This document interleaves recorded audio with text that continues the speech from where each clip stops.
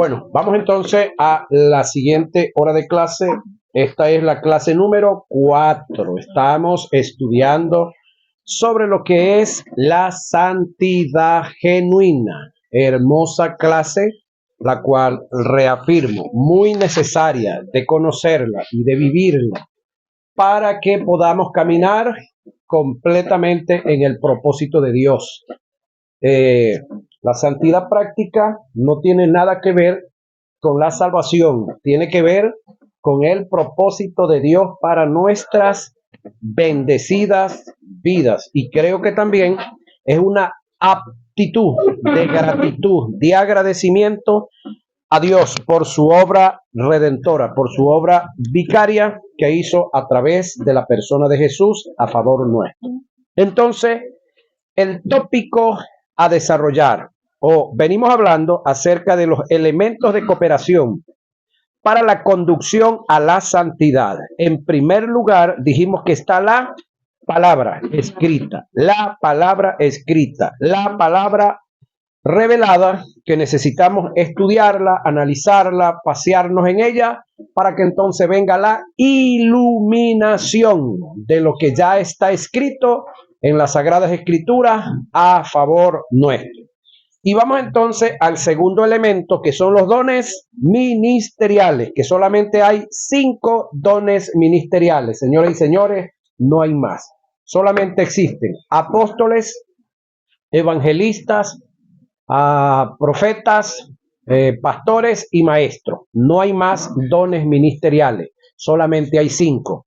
No existe ministerio de ayuda, no existe ministerio carcelario, no existe ministerio musical, no existe ministerio X, como muchos les han colocado a diferentes agrupaciones, que es bueno tenerlas y son útiles dentro de la iglesia, pero no son ministerios como tal.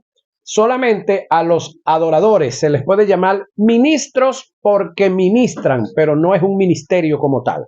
Es un talento connatural en cuanto a el canto y la música. Ahora, los dones ministeriales, Jesús constituyó, de paso, han sido constituidos por Jesús, no por el Espíritu Santo ni por Jehová Dios. Según Efesios 4, 11 y 12, 5 oficios ministeriales con el propósito de, oiga, perfeccionar a los santos. Oiga, ¿para qué fueron creados los dones ministeriales? Para perfeccionar a los santos, no para abusar y usar a los santos, no para creerse jefe y jefas de los santos, no para, como dicen los argentinos por ahí, patotear a los santos. No, son dones de servicio, son dones que tienen implícito un liderazgo. Y liderazgo o ser líder no es ser jefe. Ser líder es el que da el ejemplo, es el que va adelante, es el que primero comienza a hacer el trabajo para que los demás sigamos detrás de él, llevando a cabo el trabajo que se nos encomendó. Y el objetivo es uno solo: perfeccionar a los santos. Ahora, estos dones ministeriales, aunque no es el tema, ¿no? Pero vamos a tocarlo un poquitico, durarán y llegarán a estar ¿hasta cuándo dentro de la iglesia? Hasta el día que la iglesia sea perfecta. El día que la iglesia sea perfecta, no se van a necesitar estos 5 dones ministeriales. ¿Por qué razón? Porque son para perfeccionar a la iglesia. ¿Y cuándo es que la iglesia va a ser perfecta? El día que Cristo venga a arrebatarnos. El día que Dios Padre, Dios Hijo, junto con el acuerdo con el Espíritu Santo, venga Jesús a levantar a la iglesia. Dice el texto sagrado que esto corruptible, ¿qué es esto corruptible? A ver si lo recuerdan. Esto corruptible que está en nosotros, ¿qué es? Esto corruptible, dice Pablo, y luego dice esto mortal. Hay 2 cosas que van a sufrir unos cambios. Ya en nosotros se dio una metaneuma, que es cambio de espíritu. Estamos en un proceso de una metanoia, que es cambio de mente. Y un día se va a dar una metamorfosis, que es cambio de cuerpo. Por ahora tenemos metaneuma, señoras y señores, cambio de espíritu. Estamos caminando en una metanoia. ¿Qué es noia? Noia, alma, y morfo es cuerpo. Por lo tanto, lo que Pablo dice, que esto corruptible sea vestido de incorrupción en nuestra alma, no es nuestro cuerpo. Esto mortal se ha vestido de inmortalidad si es el cuerpo, porque lo único mortal que nosotros tenemos hasta ahorita es el cuerpo. Ya el alma es inmortal al igual que el espíritu. Entonces, y él mismo constituyó a unos apóstoles, a otros profetas, a otros evangelistas, a otros pastores y maestros, a fin de perfeccionar a los santos. Oiga, para la obra del ministerio, para la edificación del cuerpo de Cristo, hasta que todos lleguemos a la unidad, oiga, a la unidad de la fe y del conocimiento del Hijo de Dios. Entonces, los ministros, el trabajo de los ministros está aquí destacado, está enseñado. ¿Cuál es? Hasta que todos lleguemos a la unidad, oiga, de la fe, del conocimiento del Hijo de Dios. Yo pregunto, ¿quién es el Hijo de Dios? Ajá, otra vez, ¿quién es el Hijo de Dios? Ajá, entonces, ¿por qué carrizo tenemos el montón de gente esmerándose es en enseñarnos y mostrarnos los hechos y los dichos del Antiguo Testamento y no de la vida de Cristo? Ese no es el llamado. El llamado es mostrar a quién, a Cristo. A que en el Antiguo Testamento tenemos más de 300 profecías, está bien. Busquémoslos allá y comparémoslos acá, veámoslos acá y comparémoslos allá. Pero el centro de toda la Biblia es Cristo. No es Pablo, no es David, no es Salomón, no es el profeta Elías, no es Daniel, no. El centro de la Biblia, desde Génesis hasta Apocalipsis, es Cristo. Que en el Antiguo Testamento no era Cristo, sino el Verbo. Ahora, el conocimiento del Hijo de Dios a un varón perfecto a la medida de la estatura de la plenitud de Cristo. Efesios 4, 11 y 12.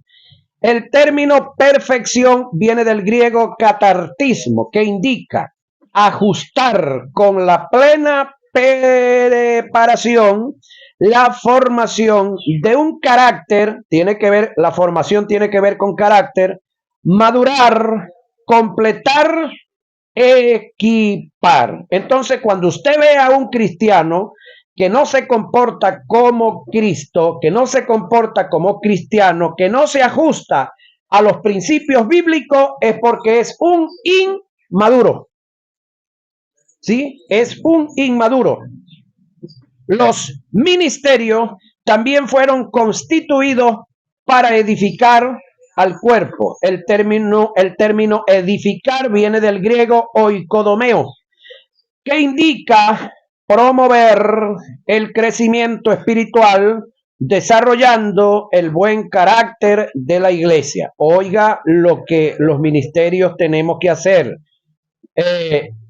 Promover, oiga, el crecimiento espiritual. Promover el crecimiento espiritual ¿de quiénes? De los hombres y de las mujeres que están con nosotros.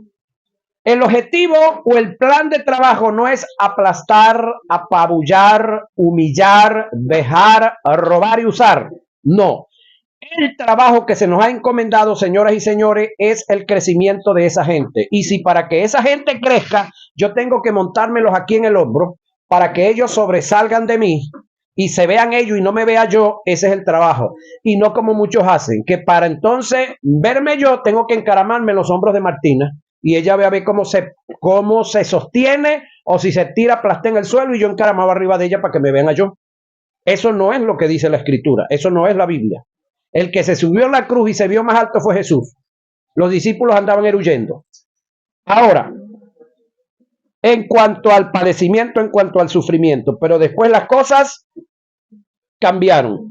Cristo deja a la iglesia con todo poder, toda autoridad y todo señorío sobre la tierra. Ahora, cabe destacar que estas dos características y perfeccionar y edificar forman parte del pastorado que viene del término apacentar, del griego bosco, que indica alimentar, instruir, proveer comida, cuidar. Es decir, yo, aunque no estoy ejerciendo una pastoral como aparentemente algunos piensan, sí lo estoy haciendo.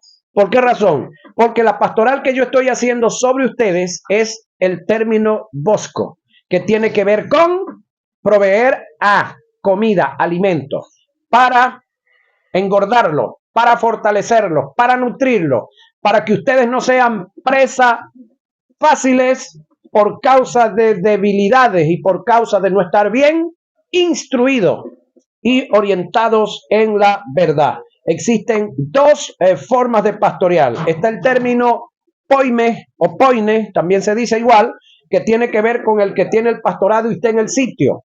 Pero está el que yo estoy ejerciendo, que es el de la enseñanza, la orientación, el de proveer comida, alimento, para nutrirlos y fortalecerlos espiritualmente. Entonces, los ministerios tienen el trabajo de perfeccionar. Ahora, la pregunta es, ¿puede un ministerio perfeccionar a otro si él mismo no está perfeccionado?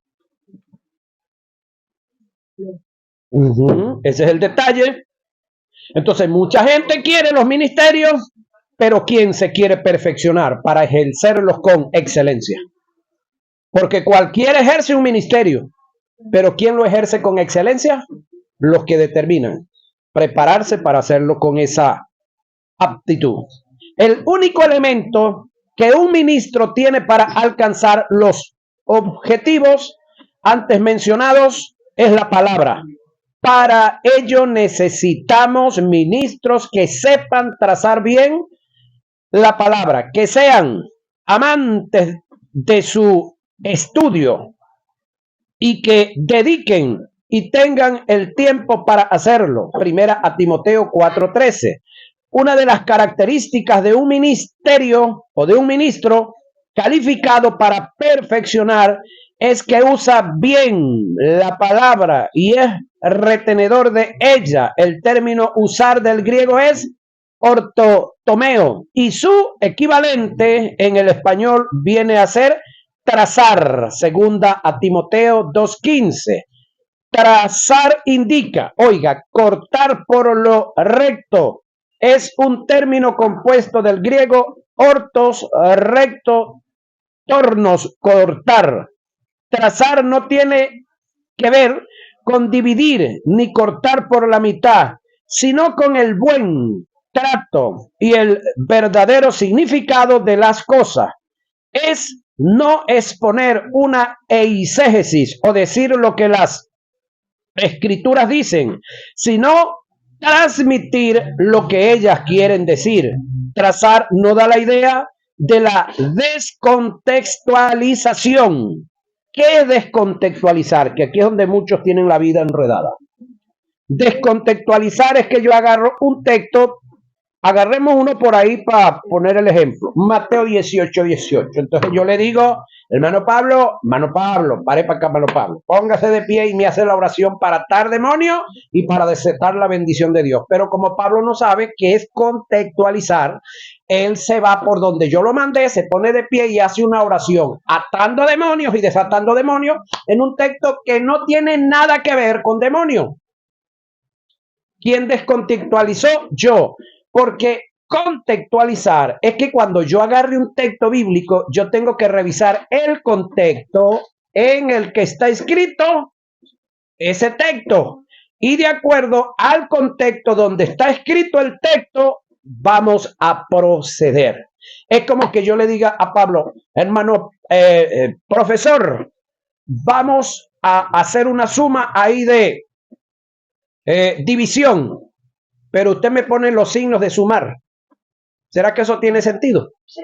Estamos descontextualizando el tema. Porque si vamos a dividir, el signo que tiene que estar es de dividir. No el de sumar o el de restar. Bueno, lo mismo se hace con la Biblia. Agarramos y leemos así un texto como tal, lo sacamos, como dice un amigo mío, por las greñas y le doy mi interpretación. Eso se llama eisegesis, no exégesis. ¿Qué es exégesis? Ok, leí el texto, quiero saber lo que dice. Bueno, debo leer unos textos más adelante para contextualizar el texto y debo leer unos más atrás para contextualizar y ver quién dijo lo que se dijo, por qué dijo lo que dijo, a quién se lo dijo, si es una verdad absoluta o es una verdad circunstancial o es una verdad posicional o posesional o es un hecho histórico solamente. Entonces ahí es donde es ahí la necesidad de que nosotros, los que decimos que somos ministros, los que tenemos ministerio, es decir, seamos estudiosos de las escrituras y conozcamos principalmente lo que se conoce como códigos y reglas de interpretación. Si usted no conoce o si conoce y no respeta los códigos y reglas de interpretación, usted no deja de ser un ministro, pero usted está accionando mal. Y el hecho de que usted esté accionando mal no va a obligar ni lleva a Dios a hacer nada, porque Dios no va a hacer nada cuando tú y yo estamos desorientados o estamos descontextualizados, porque nos malformaría un carácter. Y para Dios poder obrar, yo tengo que estar en lo contextual para Dios poder obrar. Y ahí la necesidad de conocer las escrituras. Entonces, trazar no da la idea de la descontextualización de los pasajes de la escritura, sino la enseñanza en una forma sistemática, exegética y polifacética. ¿Alguien me puede decir qué es polifacético? ¿Se recuerdan de un cantante venezolano denominado el Polifacético? Nunca llegaron a escuchar uno que cantaba una canción que decía un becerrito lindo como un bebé, dámelo papaito. Polifacético. ¿Por qué polifacético? Porque el tipo cantaba lo que fuera. Lo que fuera. El ritmo que sea. Polifacético. Aquí hay un sitio donde se hace deporte que llaman el estadio. El estadio es solamente para béisbol. Pero más arribita hay otro lugar que lo llaman el polideportivo. ¿Por qué polideportivo? Porque ahí hay varias disciplinas deportivas. ¿Usted ha oído una clínica? Sí, pero también ha escuchado la policlínica. ¿Por qué policlínica? Porque ahí se atienden varias patologías. Por eso policlínica. ¿Usted ha oído hablar de la policía? Porque ellos atienden varias aristas, varios detalles. Entonces, por eso, el lector y el estudioso de las escrituras tiene que ser polifacético. Tiene que conocer de todo un poco, analizar, revisar, registrar, invertir tiempo, invertir dinero. Ahora, la enseñanza tiene que ser sistemática de poder hacerle seguimiento a un tema. Exegética de que no descontextualicemos. Polifacético porque tenemos que sacarle las varias aristas que están dentro de un texto de manera precisa y acertada para dirigir los pasos de otros. Trazar es descubrir el pensamiento de Dios, la verdad verdadera, lo absoluto de Dios, que está plasmada en las Sagradas Escrituras, para conducir a la iglesia a la verdad del reino, a fin de que lleguemos a una unidad de la fe del Hijo de Dios y a ser un varón perfecto. El término fe que aparece en el pasaje tiene que ver, oiga, con la doctrina, la enseñanza que nos conduce a un conocimiento que, según el pasaje, es el conocimiento en relación al Hijo de Dios. Retenedor viene del griego antecho. Su equivalente en español es estimar. Debemos de estimar la palabra. Venga por la boca de quien venga. La palabra siempre va a ser la palabra de Dios, así salga por la boca de una burra. pero la palabra de los hombres va a ser palabra de los hombres, así salga por la boca ilustre de algún gran predicador. Será palabra de hombre y será ideología también. Ahí es donde debemos estar ubicados. Entonces, porque lo dice Pablo Palote de los Pericos, no, eso es verdad. Ah, no, pero si lo dijo Pablo, Pablo, no. La palabra de Dios es palabra de Dios, así salga por la boca una burra, y las ideologías y las mentiras van a ser mentiras, así salgan por la boca de uno que casi dice que es Dios. Ahí debemos de tener una estima. ¿A quién? A la palabra. Retenedor viene del griego antecho y su equivalente es, en español, es estimar a la palabra. Estimar antecho. Estimar, que indica ser adicto a, también da la idea de mantenerte en una forma adherida con el fin de no dejártela quitar. Tiene que ver con aquello que viene a ser inherente en ti, algo que es parte de tu naturaleza, de tu existir, de tus propiedades. Estas dos grandes,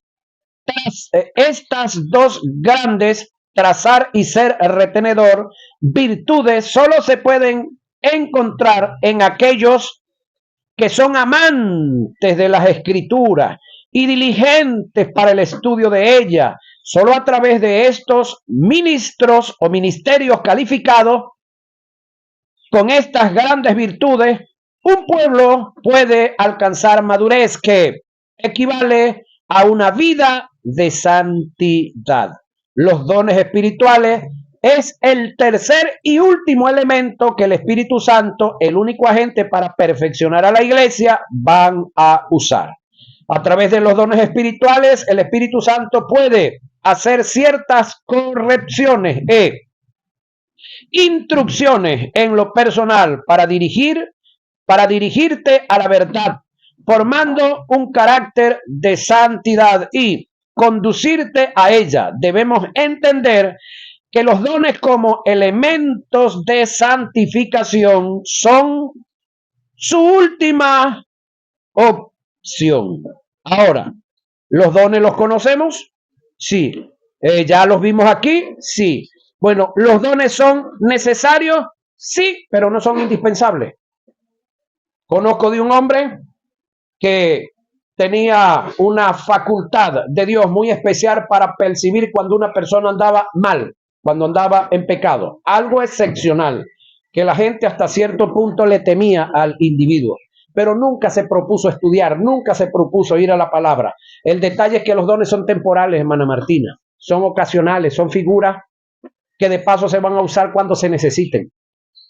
Entonces, en el caso de la palabra, es eterna, es infinita, y el cielo y la tierra pasará, los dones también pasarán, pero la palabra no dejará de existir. He ahí la necesidad de poner a los dones en su lugar, pero a la palabra también en el suyo. Y usted decide, y yo decido, si me aspaviento, no sé si esa palabra tenga alguna interpretación, traten de buscarla por ahí en Google, porque hay gente que cuando saben de alguien que tiene dones, no se lo buscan como sea y se lo traen, pero al que tiene palabra, al maestro, poco lo buscan, porque el maestro no dice lo que quiere la gente escuchar, sino lo que Dios le da para que oigan. ¿Sí? Ese es el otro detalle. Entonces, por esa razón, a nosotros nos quiere todo mundo. Uno nos quiere en vivo y otros muertos, pero nos quiere todo mundo. Entonces, los dones pueden ser imitados, pero la palabra, cuando se estudia correctamente y es iluminada, es inimitable. No puede ser, porque la palabra es el pensamiento de Dios. Los dones son auxiliares de Dios para tratar, para buscar cómo perfeccionar, cómo corregir a un individuo que es más porfiado que el ala de un sombrero viejo.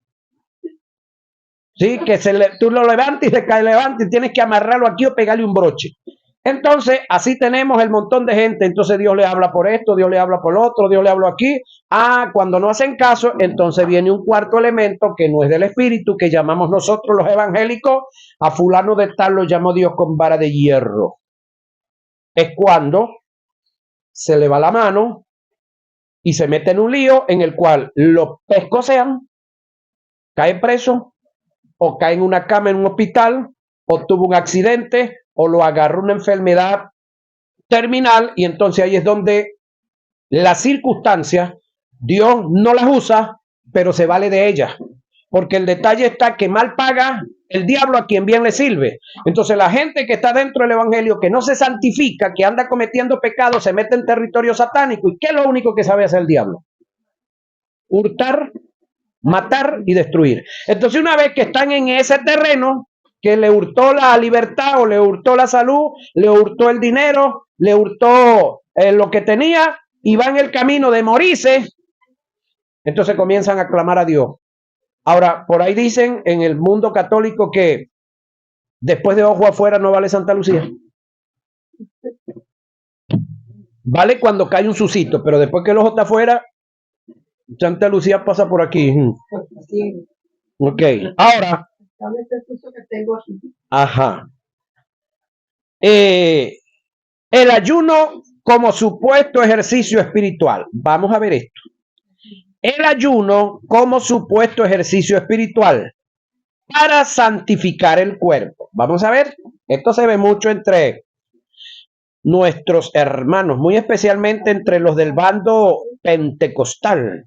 El ayuno no es, oiga, un ejercicio que te lleva a la santidad.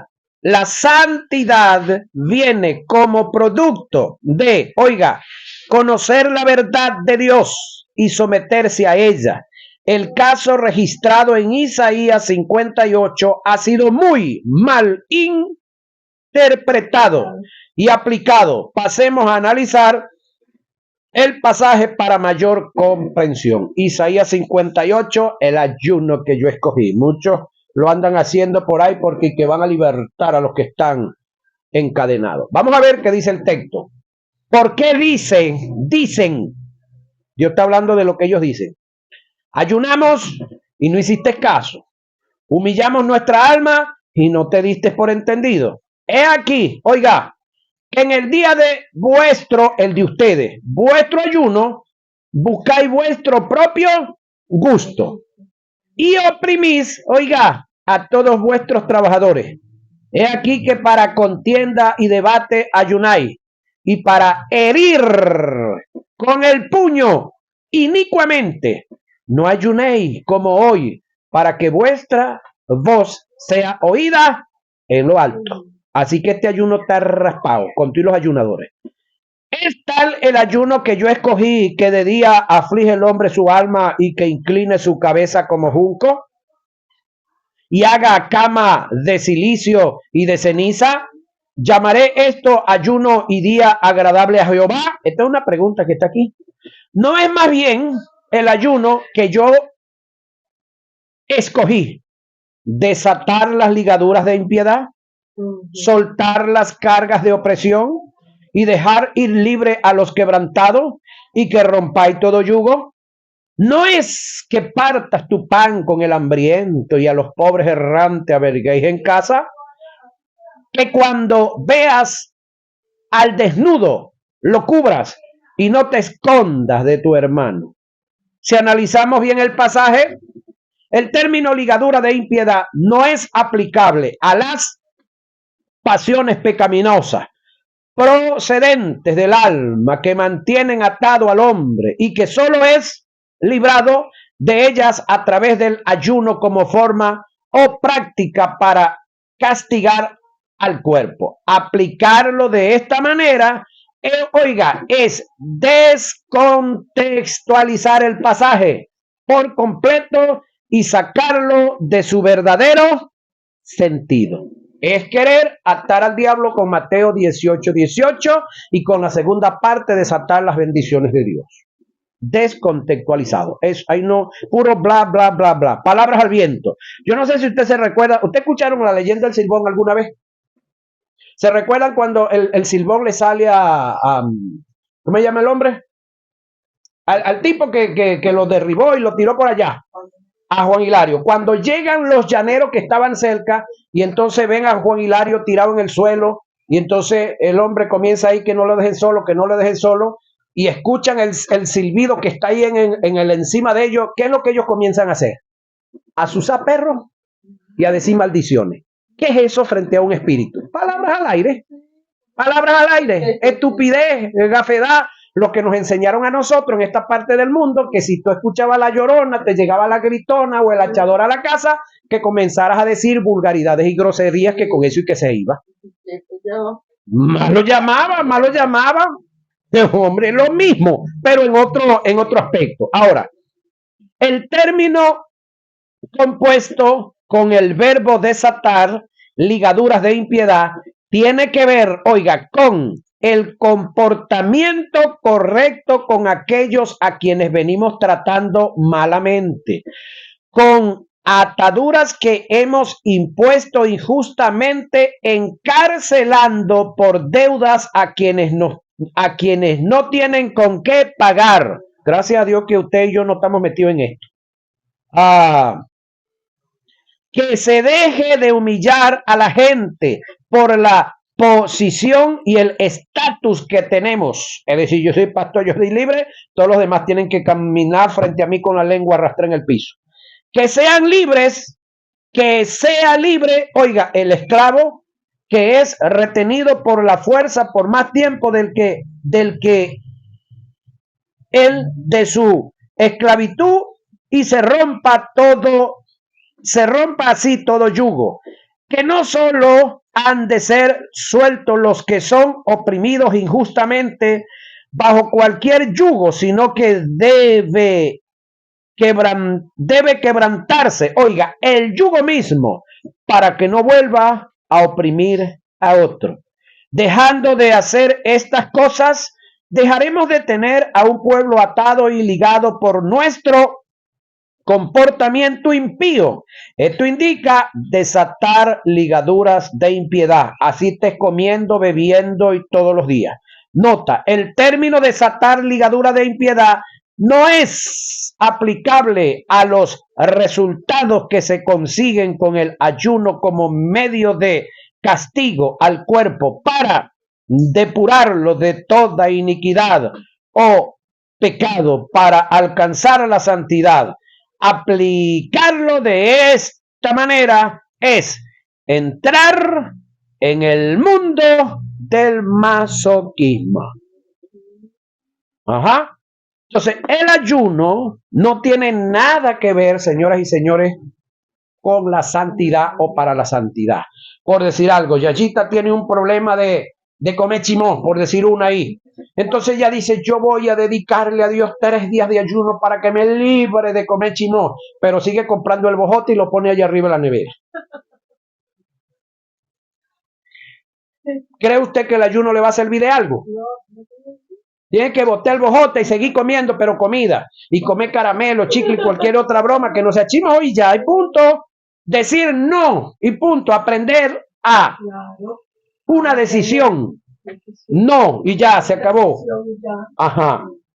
Ahora, ¿puedes ayunar? Sí, si lo haces por gratitud sería buenísimo. Si lo haces por salud de tu cuerpo sería buenísimo. Pero no metas el ayuno donde no está metido. Es el detalle. ¿Sí? No, escucha esto, no creas que porque le tiras una cuchara de azúcar a las caraotas se van a salar. No, la sales para endulzar y la sales para salar. El problema es que queremos que lo dulce sepa salado y lo salado que me dé dulce. No, está torcido, descontextualizando. Son dos elementos de la cocina, pero cada uno tiene su función. Hay personas que le echan a la carota azúcar. Eso ya es costumbre oriental de acá. ¿Qué es lo que Dios santifica? Vamos para allá. Una vez que Dios ha justificado al hombre, en el espíritu por supuesto, pasa a santificar su alma. Debemos aclarar que la santidad en el espíritu es instantánea, así. ¡Guau! En el alma es progresiva. La santidad en el espíritu es un suceso. La santidad en el alma es un proceso. La santidad en el espíritu es equivalente a la justicia divina, que fue de a viaje, de una vez. Eso no tuvo ni tendrá prórroga. Se dio y es y punto. Pero la santidad en el alma es progresiva. Ahí es donde nos duele. porque invertimos mucha plata en aquella revista o en aquel libro, porque queremos seguir disfrutando la acción que nos da el estar viendo esto, aquello, porque sentimos un placer muy grato cuando estamos chismoseando por ahí, cuando estamos hablando gamelote. Entonces tenemos que aprender a matar eso. Y eso duele. Antes de hacer un análisis de la santidad en el alma, debemos estudiar algunos factores que presentan las escrituras dicotomática y tricotomática. Vamos a ver qué es dicotomático y qué es tricotomático, señoras y señores. El alma, desde el punto de vista dicotomático. Vamos a ver eso, es muy importante, hacer un estudio sobre tricotomático, dicotomático y tricotomático. Bendito el Señor, Rey de las alturas. Vamos entonces a ver sobre lo dicotomático y tricotomático. El alma desde el punto de vista dicotomático. Vamos a analizarlo. La dicotomía enseña que el espíritu y el alma son una misma cosa. Vamos a ver si es cierto. Que son términos intercambiables con el mismo significado. Para la dicotomía, el espíritu y el alma como términos simplemente son sinónimos que tienen un mismo sentido. Para la dicotomía, en el ser del hombre se da lo que se conoce como un dualismo, es decir, el hombre es un espíritu que es equivalente al alma y vive un cuerpo. Vamos a ver si esto funciona así. La escuela que apoya la dicotomía cuestiona el versículo de Primera a Tesalonicenses 5:23 y descarta que es una afirmación analítica del ser integral del hombre en sus tres componentes y afirma más bien que se trata de una declaración descriptiva que se refiere a todo el ser humano, como el caso registrado en Marcos 12:30, que menciona 4 partes sin que se requiera una cuádruple división del hombre. Como dice este texto de Marcos, y amarás al Señor tu Dios, con todo tu corazón. El corazón es equivalente al cuerpo. Y con toda tu alma. Estamos hablando del alma. Y con toda tu mente. Alma y mente, señoras y señores, lo mismo. Y con toda tu fuerza. Está hablando del cuerpo. Es decir, me habla del cuerpo 2 veces. El término corazón y el término fuerza tiene que ver con el cuerpo. Pero el término corazón, acá también es alma. Y también el término alma, porque no me saca espíritu, es espíritu.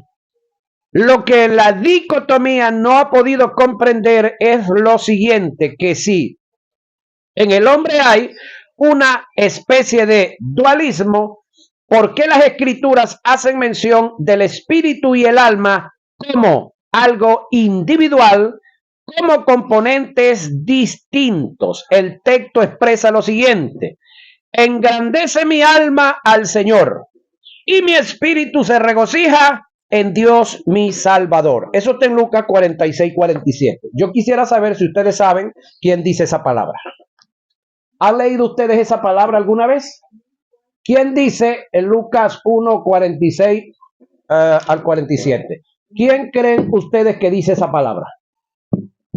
Voy otra vez.